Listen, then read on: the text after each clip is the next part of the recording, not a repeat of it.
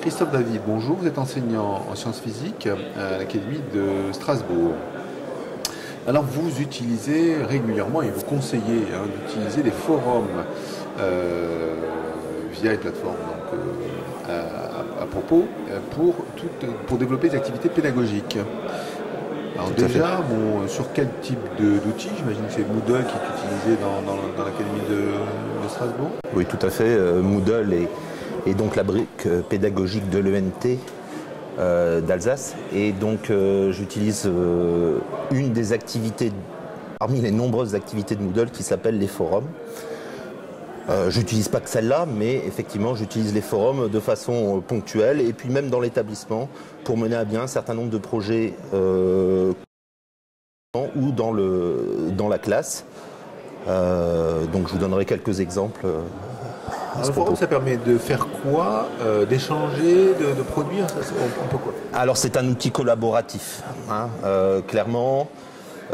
Pourquoi ça s'impose assez facilement dans les groupes classes? C'est parce que en fait on s'aperçoit que quand on fait un cours traditionnel et qu'on pose des questions, eh bien c'est toujours les mêmes élèves qui répondent, évidemment.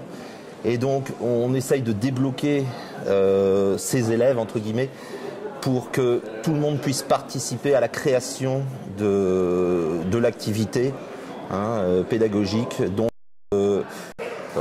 on a vraiment le but que tout le monde participe à une œuvre, entre guillemets, collective. Donc dans le forum, on l'utilise avant le cours, après le cours? Alors, on peut tout faire. On peut, par exemple, donc moi je crée un cours Moodle, et à la fin du cours Moodle, on peut créer un forum dans lequel les élèves vont poser des questions sur le cours, sur toutes les erreurs qu'ils peuvent voir dans le cours, parce qu'il y en a qui ne fait pas d'erreur. Je suis prof de sciences physiques, donc il y a toute une pédagogie de l'erreur. Et des fois, je mets presque exprès des erreurs. Enfin, je le fais exprès. Je mets quelques erreurs et je demande aux élèves de les rechercher et de me les indiquer dans le forum. Et donc, on en discute. Est-ce que c'est une erreur? Parce que des fois, certains trouvent des erreurs qui n'en sont pas.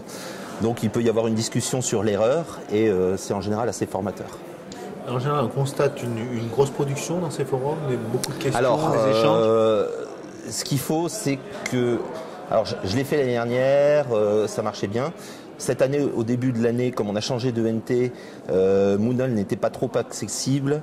Et donc, c'est vrai que si on ne prend pas l'habitude avec les élèves de le faire en début d'année, ça marche moins bien ensuite. C'est vraiment comme tout se cale à la rentrée. Et il faut que tout soit fonctionnel. Donc cette année, c'est un petit peu... je l'ai fait quelques fois, mais je ne le fais pas constamment. Mais l'année précédente, quand ça fonctionnait de façon correcte dès le départ, on avait pris l'habitude de mettre des forums en fin de cours. Et donc moi, c'est un outil asynchrone, c'est-à-dire qu'on n'est pas obligé de répondre en temps réel.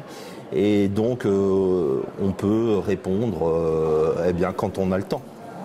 Les élèves n'attendent pas une réponse immédiate.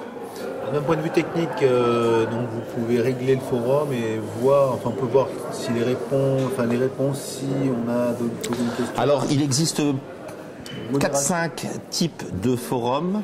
De toute façon,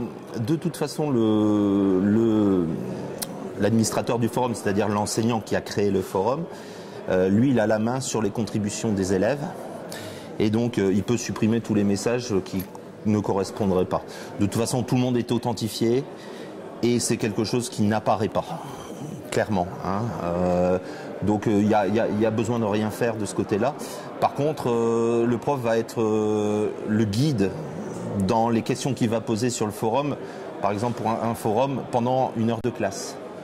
Puisque moi, j'utilise les forums aussi pendant les heures de classe pour mener à bien une discussion ou résoudre une énigme scientifique dont je pourrais vous donner des exemples. Oui, j'allais dire qu'au-delà de l'outil, il y a effectivement de la pédagogie et donc savoir poser les questions, interroger les élèves avec des petites histoires ou des études de cas. Donc, est-ce que vous pouvez nous donner un exemple? Tout à fait. Donc, le forum, c'est pour mener à bien, c'est qu'un outil. Comme tout le numérique, ce ne sont que des outils et donc il faut adapter la pédagogie à l'outil. Et donc là, les forums, par exemple, j'ai une activité en classe quand je suis en électricité. Une chose dont ils ont eu connaissance, c'est la mort de Claude François, même si maintenant ils sont un peu jeunes.